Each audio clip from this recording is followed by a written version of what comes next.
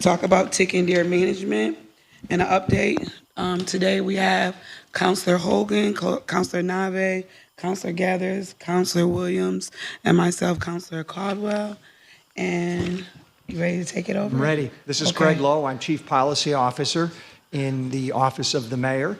And one of my responsibilities for the city is oversight of our tick and deer management program.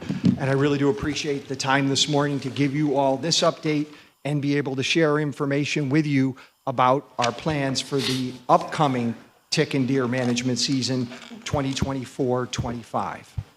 So I brought a presentation. I'm hoping maybe I can get through this in about 15 minutes. There are some source experts here for Q&A. Should the council have questions that I can't answer, Justin Gansowski, the District Wildlife Manager for the USDA, who is the city's prime partner for conducting our deer management activities, and Dr. Brian Underwood with the U.S. Geological Survey, who is a wildlife research biologist. Okay, so I'll begin by noting that this is a public health and safety matter for the city that we have been dealing with and working on in partnership with the council for about 5 years. The city is, like other municipalities in Onondaga County and other communities, experiencing a continued overpopulation of deer in city neighborhoods. Because of those challenges and the related public health and safety concerns, back in the first winter of 2019 to 2020, Mayor Walsh authorized a deer management program in the city. And as I noted earlier, in March of earlier this year, we completed our 5th year of the program. There are deer management programs operating in other communities in Onondaga County, notably, most recently, to my knowledge, Camillus, Salve, DeWitt, Fayetteville, and Manlius. It's important to note this is work that is required because of the public health and safety concerns that neighbors and residents face in the city. There are 3 primary categories. We continue to see a significant number of deer motor vehicle accidents in the city. That is concerning. Later, I'm going to show you some data from our tracking with SPD of deer motor vehicle accidents. Throughout the city, particularly in areas that continue to experience high population of deer, we see a significant negative impact on parks, gardens, and the overall ecosystem. The high population is not good for the ecosystem, and frankly, it's difficult also for the deer that are in the city. And there are also public health risks such as tick-borne illnesses and Lyme disease that are also a significant reason for conducting this program. I want to make sure it's clear, though, that that's not the only reason. Tick-borne illnesses are spread in multiple ways. It is the combination of 3 things: deer motor vehicle accidents, parks, gardens, and ecosystems, and deer management and Lyme disease, tick-borne illnesses, that make the use of deer management culling the appropriate method to deal with this significant challenge. I want to make sure that we're all on the same page about what the program is and what happens. So the city selects sites that meet the very strict criteria that the DEC sets in New York State. We have identified sites on the east, the west, and the south sides of the city. Thus far, we have not seen a need for a deer management program, Councilor Nave, in the north side of the city. We get very sporadic reports of deer in the north side. We do get more regular, and in some neighborhoods, very frequent reports of deer in the east side continually, as well as reports on the west and the south. The sites are either larger private sites or city-owned properties which are closed to the public when the work is conducted. So it's evening work, and those sites are not open to the public. We are also able to, under the Urban Deer Management Pilot, which was signed by Governor Hochul at the very end of 2023, sponsored by Assemblymember Hunter and Senator Rachel May, We're also able to conduct work with written permission from property owners at sites that are within 250 feet of an occupied dwelling, as long as we notify by certified mail all other property owners within 250 to 500 feet. The simplest terms is the Urban Deer Management Pilot Program, sponsored by Assemblymember Hunter and Senator May, allows the city to conduct the program safely in areas that have lesser setbacks than were previously required. Because of the Urban Deer Management Pilot Program, at the very end of the 2023-24 season, the city was able to add 3 sites that we were not able to operate at previously. We do believe those sites contributed to the increased number of deer that were removed in the past season. All of the work is done by qualified USDA wildlife managers. Mr. Gansowski, who's here today, supervises all of that work, and it is all done in coordination with the Syracuse Police Department. A couple last notes to make sure that you're aware of. The city issues public notice of the start of the program. The wildlife managers only work at night. They begin their preparations at around dusk and then continue until the night's work is done.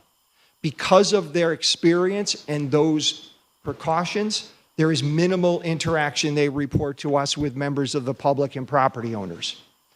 I also want to note, and I'll actually flip right here now, is particularly Chair Caldwell, there is signage on tick-borne illnesses at our city parks. At your recommendation, those signs still exist, and we intend to continue and maintain them as necessary. And for people who are interested, or if you're watching the meeting online right now and you want to read more about this, you can go to SEER.gov and search tick and deer management, and there's an information page on the city website. I'm going to move now to the results of the 2023-24 deer management work, which we simply refer to in the end as 2024 results. So it all is conducted between the months of December and March. There were 109 deer taken in the previous season. Because the meat is donated to the food bank, it resulted in around 2,150 pounds of venison being delivered for donation, which comes out to about 8,600 meals. I referenced at the start the 5th year of the program. You can see on the screen now the document you're looking at. In 2024, there were 109 deer taken. The prior year was 79. You can see the numbers were the greatest in the first year, 159. Mr. Gansowski would tell you that's very common in communities. It's the first year you operate, but then as the program goes on, numbers typically are lower. I earlier stated that the increase in 2024 we attribute largely to the introduction of new sites.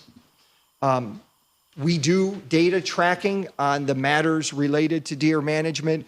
We have a core group of about 10 or so city residents who report to us on deer diaries on a monthly basis, and we track that information. It does help us in identifying locations that might be suitable for deer management work. And thanks to the cooperation of the Syracuse Police Department, we do have data on deer motor vehicle collisions. I'm going to cover that very quickly now for you. What we saw last year, and I want to note, if you look at the way this chart works, in the first row, it equates to on a calendar year. I want to note, this data pivots to a calendar year because that's how the police department covers their deer motor vehicle collisions. So the reason 2023 shows 87 deer doesn't track with the 2024 numbers is because it switches to the calendar year. So 87 deer in the calendar year 2023, January, February, March, following December. Deer motor vehicle collisions showed in the same time period in that year to be up significantly, up to 66. The biggest reason for that, Chief Schaaf reports, is a change in the recording and reporting method. So in some regards, 2023 kind of becomes our new baseline to measure. What we were seeing was, as we were taking more deer, we were seeing a trend toward lower deer motor vehicle collisions. I do anticipate that trend will continue. I think next year will tell us more when we have an apples to apples comparison. You can see a correlation on the map version that's on your slide between where we see the greatest number of deer taken and the increased number in deer motor vehicle accidents. So in the southeast quadrant, 24 deer motor vehicle accidents in 23. I believe the number of deer taken in the 2024 season from the earlier slide was 61. So we see more accidents where we are currently still seeing more activity. In the Southwest, there were 20 deer motor vehicle collisions. I believe that number was 31 or 33 in the prior diagram. And then the number still significant in the Northwest, 18, and I believe that number was on deer taken 16. So that's the work that has gone on last year and over the past 5 years. We're now in the point of preparing for the next season, which we are proposing we would continue to conduct deer management with the authorization of the council between the months of December and March, same as we have done before. We propose to continue the use of the program of deer management by firearm. And based on the continued recommendation of USDA and following a review by the mayor's Tick and Deer Management Advisory Group, which is a group of citizens who were involved in the initial creation of our Tick and Deer Management Plan, we are proposing to introduce a trap and euthanize pilot program at selected sites in the city that continue to experience the very high deer population. That's because we have not been able to identify sites in those areas, even with the urban deer management pilot, where we're able to conduct work by firearm. And as we have done, we would continue the meat donation program for the food bank. Greg, can I get a little bit of clarification? I'm not sure if it'll come from you or Chief Schaaf. Sure. Can you talk about the change in how the data was captured related to the motor vehicle I accidents? should defer to Chief Schaaf on that. Thank you. Thank you, Chief. So it's a manual process, and the county created a new records management system for us, and it's more robust. So what I do is I'll go into the 911 system and type in the search narratives for anything that talks about deer. I'll come up with a couple hundred calls, and so then I have to read all those reports. I'm complaining, yes. I have to read all those reports and figure out which ones are actual deer crashes versus a deer on a fence or the deer's in my yard eating my bushes or whatever. So I have to manage. But the reason there's more is because the system's a lot more robust than it was. And it's chairs too. It's just the updated system. So I feel confident that the numbers are more accurate than they were in the past. And I guess to drive that home, you believe that we were undercounting Yes, in prior years? probably. Okay. Thank you. Chief, can you tell us what location are we finding the most accidents? Because I came close a couple times when I go up to Walgreens. Once you make that bend, go on to Nottingham from Broad, and then, there's a ravine, a hill, and I found deer hanging, and they will run down there, and I've come very close as you're going on East Colvin. And I don't know if that's one of the more... Just off the top of my head, I want to say the east side has the most, the and east of then that up particular around area. Burnett Park and the Tip Hill Yeah. area is also very heavy. But they are broken down. I don't know. Yeah. I have them Yeah, broken down by zip code. Okay. And then we break the zip code into the quadrants for this report to Yeah. you, but the data does exist by zip code. And that's what this map on your screen shows. Avery and Salisbury. I hear Right I there. hear regular Between reports. Between the park and Right. the graveyard and past his fields. And then that's where they get hung up on that fence quite a bit too. It's not. Avery and Salisbury? Avery and Salisbury, yeah. As far as the trapping versus culling, what does that look like? There's a slide that provides 4 quick points that describe it, and I'll give you a general description, and then if you have more questions, I'd be glad to answer them. The deer, under the supervision of the trained wildlife managers at the USDA and following very clear guidelines provided by DEC. This is a DEC permitted method, but the permit stipulates very specific preparations and methods that the USDA follows. The deer are attracted to bait, which is put inside a soft-sided clover trap.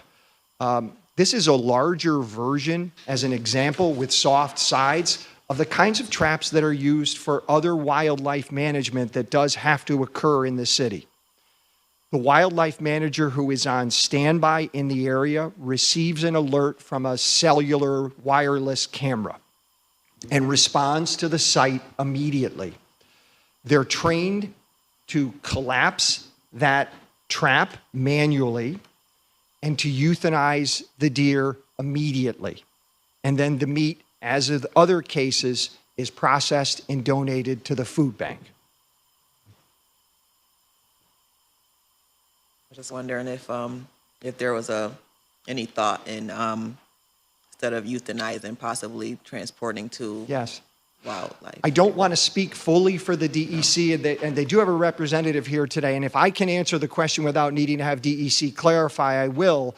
But my understanding is that trap and relocate is not permitted for a number of reasons. One simple answer would be finding a location to relocate would be a significant question and concern, and I believe there are concerns about illnesses and disease that could be spread in the population because of that. Courtney Lemire from the DEC, who permits our programs, is here today if there are further questions that I can't answer. You know, have we ever talked to Upstate, find out about any of like the ticks as far as the Lyme disease? We had a close working relationship with Dr. Thangamani when he was operating the tick-borne illness laboratory. That's no longer operating now, and so we are not able to follow the tick-borne illness data that he once tracked. That program was suspended by Upstate, again, at risk of speaking to them. I believe it was a funding challenge. Wow, okay. I don't have Upstate here today because of that. Right. And I will, full disclosure, I live on the east side. I've got deer in my yard, backyard, front yard every night. Hear from many residents in my area about their concerns with deer. Through my late 20s, I had a pretty severe case of Lyme disease, had a PICC line, intravenous antibiotics, and so we're talking about an issue that's near and dear to my heart and to my neighborhood. Greg, and I'm not sure if you can field this one again, what is our target density for the deer population? Where are we now? And how many deer would have to be, how much would the herd have to be thinned, and over what period of time are we projecting that to occur? So the deer population by specific numbers is difficult to track because there would be a very significant cost to managing a tracking program, probably beyond the money that we spend to manage the population. Nonetheless, there are some things I'd say about this. We do not have a specific target number that we are able to identify. Our goal is to reduce the deer population such that the related problems become acceptable to city residents going forward. So that means seeing a steady reduction in deer motor vehicle accidents. That means seeing a steady decline in the reports of deer in neighborhoods, seeing a steady decline in the complaints regarding the ecosystem impact. There are calculations about what is a healthy deer population in urban areas. With the permission of the chair, I'd like to ask Dr. Brian Underwood to perhaps come up for a minute and talk about the standards that are generally considered and what some of the tracking work you've done have told us about citywide, and particularly some of the neighborhoods on the east side. Sure. Would you repeat your name and, Sure. and I'm affiliation? Brian Underwood. I'm a research wildlife biologist with the U.S. Geological Survey. I'm also duty stationed at the College of Environmental Science and Forestry. I initially conducted the deer counting that took place in the neighborhoods where your folks live, and we did that for probably close to 6 years. And so we started initially prior to the deer management program, and we carried that through a couple of years as the population was being reduced. We haven't been counting deer, though, since 2021, just so you know. So the challenge with setting a specific number is that what works in one place may not work in another place. It's all about the context, everything, the ability to work in an area, the ability, people's tolerances for that kind of interruption in their daily lives just differs from place to place. So pinning that number down becomes really problematic, which is why 99.9% of all deer management in other major metropolitan areas is not focused on a specific density or number of deer. It's focused on the individual problems or issues that surround that constellation of deer population numbers. So in general, though, usually to significantly reduce the kinds of problems that we've all been facing for the last decade, you got to get the population pretty far down there. So probably less than 10 deer per square mile, which is not very many deer. And in some places, if you have a significant flower garden planted of things that deer really like to eat, that number is probably even much lower than that, right? So What kind of flowers, Doctor? Oh, there's a long list. And let me tell you something, just to save you time, they have to take at least one bite before they decide whether they like it or not. So they're discriminating. Yeah, it's almost, and it depends what else is available. It's like, when you're out of ice cream, a popsicle will do, So none of that. That's just a way for people to take money out of your wallet, all right? They'll try everything, and it depends on what else is available. So, they're very adaptable creatures, and that's probably why they're doing so well in the wake of human activity here. So. Have you seen, this is just something that I noticed, because another full disclosure, they live in my yard. I probably have about 8 or 9. They don't pay any rent, but they stay there. And I think they're like the beautifulest animal, but I have children that are in the neighborhoods. I have children in my families.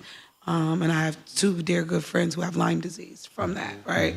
So it really scares me what they bring to the community. Have you seen them, how are they reacting to other animals? Because they're starting to look different to me. Like, I'm not saying that they're dealing with other animals, but they're like the change of some of the deers aren't looking like deers anymore. Yeah. No, it just depends on the time of year and stuff. So Okay. deer have all kinds of interesting morphological adaptations that they lose their fur. In the spring, they look awful. Yeah. And then in summer, they're a different color. And then in the fall, they change the color again. I mean, there's a lot of that goes on. And certain times of the year, deer look pretty scruffy. Yeah. And particularly in the spring. So that may be what you might have noticed. Yeah, they just look different, Yeah. to me. Yeah. And the younger ones are definitely not scared of us. No. At all. They become very habituated very fast. So are we effectively thinning the herd? Or are we just shifting the herd? Those are always really sort of, there's not a real short answer to those kinds of questions, but I'll do my best. Yeah. I would say on the scale that the city is conducting the management at, you're definitely making an impact. If it was a little small pocket of deer that you were managing, I would say there's maybe some of that shifting going on. So that's the importance of maintaining a sufficient spatial scope in the management program so you're making a dent in the problem and not just moving it around the landscape. And when we get to our target that you mentioned isn't population driven, but impact driven, what would ongoing maintenance of the program look like? We anticipate that deer management by firearm will continue to be needed. We would hope at a reduced level in future years. We're not at that point yet, but I do believe that we would want to achieve that going forward. We may need to continue, depending on the outcome of the pilot method for trap and euthanize, that program as well to deal with what Brian just identified as pockets of populations where that is going to be the only method to address their presence. So with the trap and euthanize method, is there anybody that can speak on the success rate of that? I can address it and probably answer your questions. It is, as I noted earlier, a permitted New York State DEC method. Again, has to follow specific permit requirements that USDA must abide by. Their crews are trained to manage this, so it is accomplished effectively. There are other communities and private sites in our area that use the trap euthanize method and have used it successfully for the extent, the full time their programs have operated. So it is an effective method. Greg, how do we know when we donate the deer meat, it's safe to eat? What? The USDA contracts with a professional meat processing firm that specializes in this category of work for foods and is responsible for food safety. And USDA is also obviously part of their training is to ensure that the animal is managed properly to the meat processing firm and then processed safely. Okay. How do you select where these traps are going to be exactly? Is it by people asking for them? I'll repeat Councilor Paniagua's question is how are the sites going to be selected for the trap euthanize method? We anticipate basing our determinations on the data that we're receiving from residents who participate in the diary program and other reports that come in about regular sightings of deer. We have had citizens reach out to us proactively and offer their private yards as spaces for work to begin. And I would note, Councilor, we are not able to operate at any site without the permission of the property owner or the responsible party for the site. So what's the size of this soft trap? What is it? What does that look like? Well, it needs to fit the deer. Justin, do you want to pop up quick and just give an estimate of the dimensions? This is Justin Gansowski, USDA. I mean, I'd have to gauge. 6 by 8? Yeah, it's probably, let's see, 5 foot long, maybe 4 foot tall, 3 foot wide, something like that. And we use it. Not yet. Excuse me, Madam Chair, is that correct? Yes, not yet. We'll let you know. Thank you. Do we use this for other animals too, though, right? Did you say that? You use very similar, just different sizes. Yes. We have hundreds of traps that are much smaller for raccoons, and same thing. People are used within the city all the time, I'm sure, to remove raccoons, woodchucks, stuff like that. It's just Okay. this is a large live capture trap. Gotcha. Thank you. As far as, I was a few minutes late, so I have 2 questions. As far as the funding, with the culling down and the potential for the trapping being utilized, is the funding the same as the prior? Okay. The cost of the program does vary each year. There is a slide, I just put a slide up on the screen for those who are in the room and for you to see. The total program cost in the prior year was $64,000.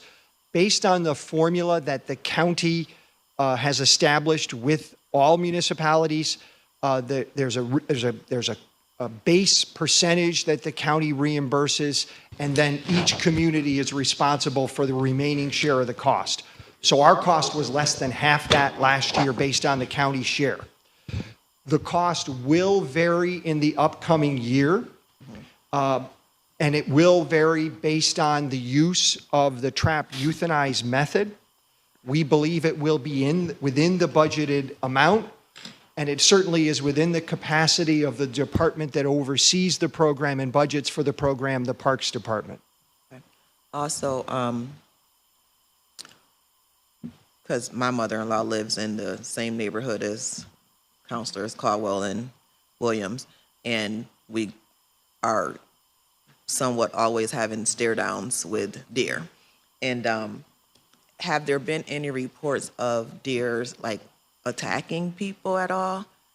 Any incidents? The city has not received any reports or complaints of human-deer interaction that's been concerning, at least not in the city. I think I can probably speak for Chief Schaaf to say, Chief, the question is, have we had any reports of deer aggressively engaging with residents? No reports of that. So Greg, I wanted to follow up on Councilor Jones-Rouser's budget-related questions. I look at the city share at $32,000. To me, that seems to be a rather low amount compared to the impact on the neighborhood and the communities. If it's not financial, what is the limitation of the program from being more successful? The limitation of the program is largely related to siting. It's in a dense urban environment, being able to identify sites where we have been able previously to operate with firearm. One of the reasons that we're proposing the use of the trap euthanize method is it will release some of the primary challenge regarding siting, because if I haven't been clear already, trap euthanize is not subject to setback restrictions. So we will be able to operate in areas where previously, even with the reduced setbacks, Mr. Gansowski and his team have reviewed sites in the city and been unable to find a location where he believes the program can be, he and his team believe the program can be successfully operated. We also have areas in the city where we believe we could operate a program safely, but we've not been able to find property owners who are willing to make to make the site available, or the requirement within the 250-foot setback of all property owners to concur. And the DEC, under its pilot program, mandates we must have 100% written permission within 250 feet. So the limitation has been siting, and we believe that if the trap euthanize method is successful, that limitation will be limited, reduced. The cost differential, knowing of your mind and what you might be wondering, the increased cost for the trap euthanize method, generally speaking, is about 15 to 20% more per removal. So it is achievable as well. Like, I look at that number, I look at the total cost of the program, I look at the issue as we continue to receive significant citizen feedback on this, and it looks achievable. The pilot will tell us more. So, Greg, I have a question. With the euthanizing, is it something, you have someone that's overseeing it, so once the deers are trapped, there's immediate response so that they're not suffering, right? So this is a really important part of the program and the requirements of our wildlife managers. They must be in the area of the trap to be able to respond immediately. They have specific training on how to collapse the trap and then how to immediately euthanize the animal and make that time period as brief as possible. I know when the program first rolled out, there was concerns of like not announcing like locations for culling because the fear of people coming out protesting against that. Did anything like that happen at all? No. So far in the program, first of all, the program has operated safely for 5 seasons. Because the operations occur at night in sites that are either private or are closed to public access, the interaction with any citizens, residents, or property owners, USDA reports, has continued to be very minimal. Any public sites, I want to note that Syracuse Police is made aware and is available in the area to ensure if there is any activity in the area, we're able to ensure safety. And obviously, our wildlife managers work with very specific precautions and are used to operating in sites like this to ensure that nothing occurs with any activity other than the animal. You know, I'd like to commend you, Greg. I bet you when you became Chief Policy Advisor for Mayor Walsh, you wouldn't find out you become a deer tick management. I did not. I did not. And Councilor Caldwell for bringing this, and of course, former Councilor Driscoll, because this is a real issue that affects a lot of neighborhoods. And where it seems that like our city is in the middle. Yeah. We're a dense urban environment, but we have like 1,000 acres of parkland, plus other public spaces. Right. So we're caught in the middle here as far as where deer can prosper, you know. Thank you. Appreciate your comments. There's been a good group of citizens who have stayed engaged. Former Councilor Maroon, former City Auditor Maroon, has stayed engaged on this issue and has been very helpful. Yes. With respect to all of you, I do know there are citizens who would like to offer input. Are you open to having some comments this morning for a brief period? We typically don't do that at our meetings. Yeah, you know, it's like, like Councilor Caldwell, we mentioned, you know, this is a public meeting, and we have, of course, a study session coming up. Okay. But, you know, if we deem a public hearing, you know, but certainly people can submit emails to us in writing. And questions. I would love to hear from everyone, you know, regarding this. And I really, really appreciate the office coming and explaining and giving better informed information regarding this, because I wouldn't want to see any creature have to go, but we also, I'm so concerned about our children. That's my biggest concern with the Lyme disease, because they're all through all the parks, especially at nighttime. If you go, they just sleep in there. And our children are not really aware of the ticks, and it could be really deadly. And also to know the fact that this is not something new. You guys have been euthanizing with other animals. Helps it out a lot, so I appreciate the information that was given. Thank you, and thank you for the questions. If I could note for anyone in the room who would like to comment, I could suggest, if the council is okay with this, you could send comments to mayor@sear.gov, and we will ensure that those comments are made available to the council for anything that we receive. Absolutely. Yep. Rashid, can I ask one more? Yes. Thanks. You know, to be clear, I'm in favor of the expansion of the program and utilizing different techniques and strategies. But am I correct? You do not need council approval to change the strategy.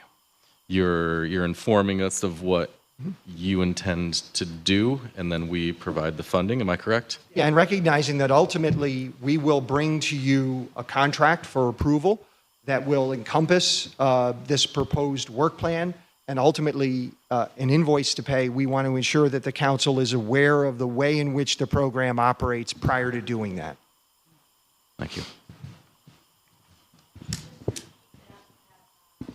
I hope I didn't realize if I wasn't close enough. The question that Councilor Williams asked is whether the council is there a requirement for the council to authorize the methods that are used? And the answer is there is not a requirement to authorize the specific work plan, but it is chartered and responsible for authorizing the contracts with USDA and the related vendors, and ultimately for authorizing any payment made by the city.